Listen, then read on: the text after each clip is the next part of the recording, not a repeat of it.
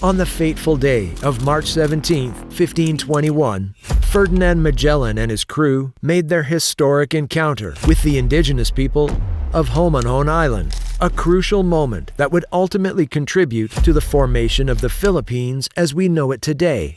Their journey continued to Limasawa, where the very first Catholic Mass in the country was solemnly celebrated, marking the beginning of a profound cultural and religious transformation in the archipelago. This event is often regarded as the inception of the country's recorded history. Nevertheless, it's important to acknowledge that the nation had its own rich history, culture, and literature before their arrival. Before Magellan's expedition reached the archipelago, the islands were already bustling with life, with communities established across the breadth of the land. Thus, it would be more accurate to say that Magellan didn't discover the Philippines, but rather he arrived at a shore that was already part of a thriving civilization. As a matter of fact, the history of human settlement in this region dates back much further than previously believed. This was substantiated by the discovery of ancient rhinoceros bones bearing the signs of butchery and accompanying stone tools in the island of Luzon, dating back a staggering 709,000 years. Contrary to the portrayal in mainstream narratives of the Spanish encountering a primitive, unsophisticated populace, the reality was starkly different. The dignified presence of native chieftains, elegantly clothed in silk and exuding a sense of grandeur, reveals a culture of profound elegance and advancement, well established long before colonial forces made their mark. Also, one of its most important historical artifacts, the Laguna copperplate inscription, is a testament to a literate society, capable of drafting complex legal documents etched onto copper plates. Unfortunately, the intense religious zeal of the Spanish colonizers led to the systematic obliteration of many pre-colonial records. As a result, our grasp of the rich and deep history preceding their arrival is fragmentary, relying significantly on historical narratives from other countries that had interactions with the archipelago. Fast forward to the present, the Philippines stands out as a global treasure, its significance far surpassing what one might initially imagine. This nation is a veritable treasure trove of biodiversity, a vibrant tropical haven in the pulsating heart of Southeast Asia. It boasts a rich tapestry of endemic wildlife and lush vegetation, some species of which are exclusive to its islands, showcasing the unparalleled natural wealth of this archipelago. The importance of the Philippines extends far beyond its extraordinary biodiversity, reaching into the realm of global strategy and influence.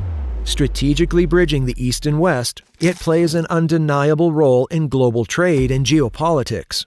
Commanding the routes of almost 2/3 of global maritime commerce, the waters of the Philippines are a daily thoroughfare for vessels laden with the latest technological innovations and essential energy commodities. This strategic position not only situates the country at the core of global shipping routes, but also grants it considerable influence over international trade dynamics, establishing it as a key player on the global stage. Truly, the Philippines has undergone a remarkable transformation. Once perceived by Spanish explorers as an uncivilized land, it has risen to become a formidable force on the international stage. But its significance doesn't end there. The country's contributions to unlocking the secrets of our ancient history are equally impressive.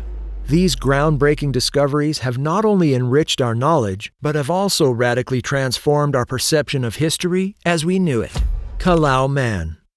In 2007, a remarkable archaeological breakthrough unfolded in the Philippines when a team of archaeologists made an astonishing discovery in Calao Cave, Cagayan. A human foot bone, specifically the third metatarsal. Employing the cutting-edge dating technique known as uranium series dating, they determined the bone to be an astonishing 67,000 years old. This extraordinary find stands as the earliest known human fossil in the entire Asia-Pacific region. Before this discovery, the most ancient human remains in the country were attributed to the Taban man, dating back 50,000 years. Scholars now suggest that the individual known as Calao Man, later classified as Homo luzonensis, likely journeyed to the island of Luzon from Indonesia, possibly via rafts. This theory challenges previous assumptions, painting a picture of early humans as adept mariners, capable of navigating vast oceanic expanses, a feat once thought beyond their capabilities. This discovery has broadened the understanding of scholars, revealing that the small-sized Homo floresiensis, colloquially known as the Hobbit, wasn't alone in its diminutive form. Similarly, Homo luzonensis, with a stature under 4 feet, demonstrated remarkable versatility, being as proficient in climbing trees as they were walking on the grounds. It's astonishing to discover that these diminutive beings shared the planet during the same era as their more advanced counterparts, such as the Neanderthals and Homo sapiens. The discovery not only expanded our understanding of the Kalau man, but also offered insights into their way of life. Archaeologists noted cut marks on the bones of deer and boar near the human remains, indicating that they were skilled and effective hunters. However, despite these findings, no man-made hunting tools were uncovered during the excavation, leaving uncertain whether they had developed the capability to craft such tools. Ultimately, the discovery of the Kalau man species signifies a monumental advancement in evolutionary biology, overturning conventional perspectives and theories. The intricate mosaic of traits drawn from various early human species suggests that the path of human evolution was far more complex and diverse than previously understood. Land of Ofir. Unraveling the precise whereabouts of the land of Ofir stands as one of the most captivating puzzles within the realm of biblical archaeology. The intrigue surrounding this quest is well-founded, given Ofir's legendary reputation for its unparalleled gold and priceless treasures. The mystery deepens with various theories, proposing different locations for this mythical land, each more compelling than the last. Among these, the Philippines emerges as a leading candidate. The Holy Bible contains numerous accounts highlighting Ofir's vast riches.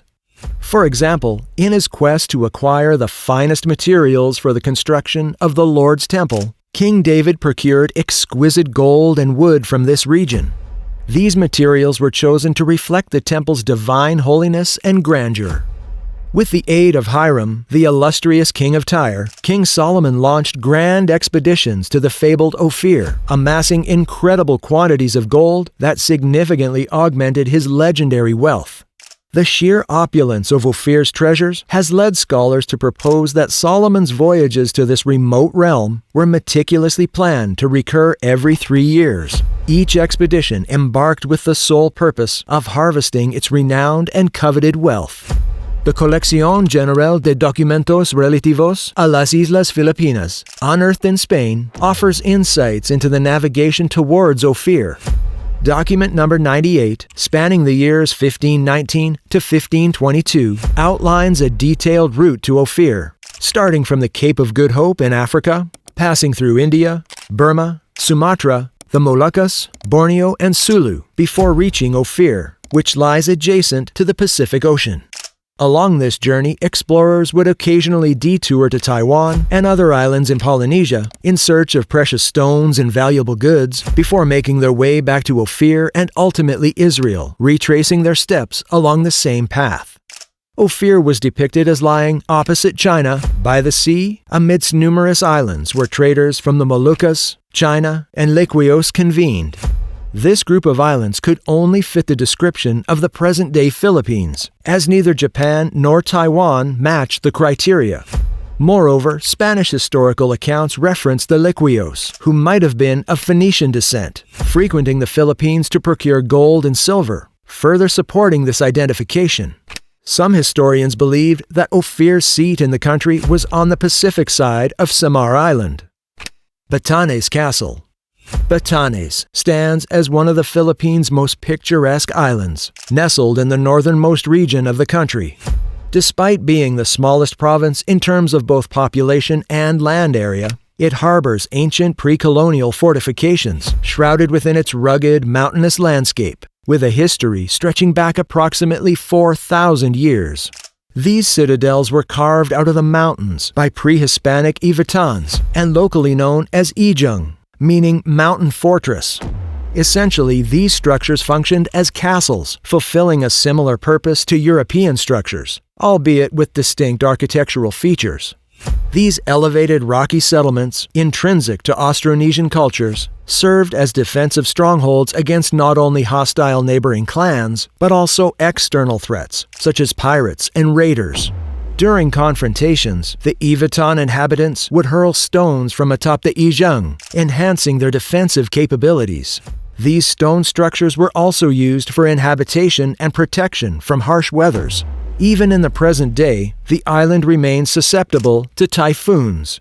Additionally, the terraced areas surrounding the dwellings primarily functioned as agricultural zones for cultivating sweet potatoes and various traditional crops. Signs of past habitation were documented through the discovery of earthenware vessels, glass beads, jar burials, and various ceramics. Even after the Spanish forces asserted control over Batanes under the leadership of Governor-General José Basco Ivargas, the resilient Oton population continued to inhabit their sturdy ijangs. The eventual abandonment of these fortress-like stone walls occurred during the 1790s, influenced by taxation decrees and the growing spread of Christianity on the island. This religious transformation effectively prompted more villagers to forsake these ancient citadels. Oton Golden Death Mask. In 1967, a remarkable archaeological discovery unfolded in Oton, Iloilo, unveiling one of the most mesmerizing ancient artworks ever found in the Philippines, the Oton Golden Death Mask. Originating from the late 14th to early 15th century, this mask distinguishes itself with its captivating history and exceptional artistic craftsmanship. But what precisely is it, and for what reason was it created? Historians assert that the mask was an integral part of burial customs of the early Bisayans. Their belief was that the gold coverings placed over the eyes, nose, and mouth acted as a protective shield for the deceased against malevolent spirits seeking to inhabit the body. They attributed the power to the radiant nature of gold, which they believed drove away these malevolent forces. Gold also symbolized social status, and individuals of high rank were interred with an abundance of gold, including face covers, small gold items within the burial shroud, precious jewelry, beads, and other cherished possessions, such as ceramics. The tradition of adorning faces with golden masks spans a remarkable 1,700-year history, and intriguingly, parallels to this practice have been uncovered in the burial customs of Indonesia and Vietnam, adding depth to its historical significance. Ancient basket and rope making. Basket making stands as one of the Philippines' cherished national handicrafts, and intriguingly, this skill traces its roots back to our ancestors thousands of years ago. Archaeologists have unearthed compelling proof of this craft's existence within Tabon Cave on Palawan Island, dating back an astonishing 39,000 to 33,000 years. These findings provide compelling proof that our ancestors possessed a penchant for weaving organic materials, utilizing them in the creation of practical tools like baskets, traps, and possibly even boats. Fiber technology holds immense significance, as it empowered our ancestors to craft not only baskets and traps, but also versatile ropes. These ropes serve multiple purposes, enabling the construction of shelters, the crafting of sailboats, the utilization of hunting bows, and the creation of composite objects. Ancient civilizations likely placed significant reliance on plant materials for textiles and cordage, taking advantage of the flexibility and strength offered by plant fibers, akin to modern communities. However, it's noteworthy that plant-based artifacts, such as baskets and ropes, are infrequently preserved in archaeological archives, particularly within tropical regions. As a result, the technological advancements in prehistoric plant-based technology often elude comprehensive examination by modern science. Therefore, this discovery holds great significance, as it represents some of the oldest evidence of fiber technology in Southeast Asia, shedding light on the technological prowess of prehistoric communities dating back 39,000 years. This evidence stems from stone tools found in Tabon Cave, dating as far back as 39,000 years ago, which exhibit microscopic damage indicative of their use. Present-day indigenous communities in this region continue to employ tools for processing plants like bamboo and palm, transforming rigid stems into flexible fibers for weaving and tying. Researchers conducted experiments to replicate these plant processing techniques and discovered that they leave behind a distinctive pattern of microscopic damage on stone tools. Remarkably, this identical pattern was identified on 3 stone artifacts recovered from Tabon Cave. As we move forward, the unfolding tapestry of discoveries will continue to unveil the Philippines' vast historical riches. Every artifact and insight uncovered not only enriches our grasp of this dynamic nation, but also solidifies its role as a key guardian of human heritage. But what are your thoughts about this? I hope you like our story. Until the next one.